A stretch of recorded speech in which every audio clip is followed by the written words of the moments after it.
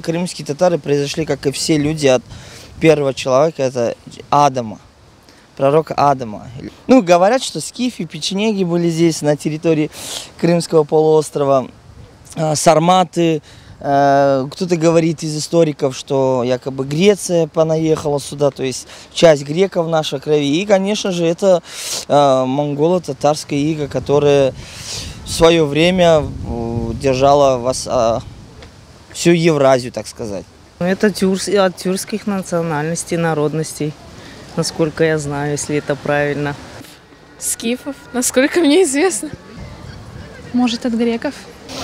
Крымские татары – это вообще уникальный народ. Это сплетение очень многих народов. Это скифы, готы, сарматы и так далее. Ну, крымские татары – это этнический народ. Более 30 этносов в нашем народе есть.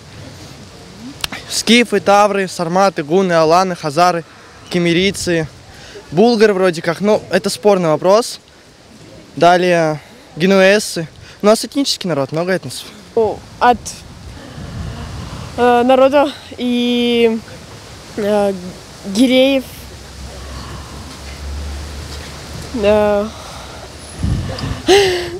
от Крымского ханства. У нас в Бахчисарае есть дворец ханов, и там есть вся эта история, как произошли крымские татары. Там довольно много различных этносов.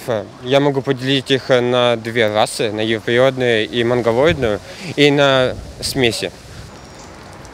От Крымского ханства.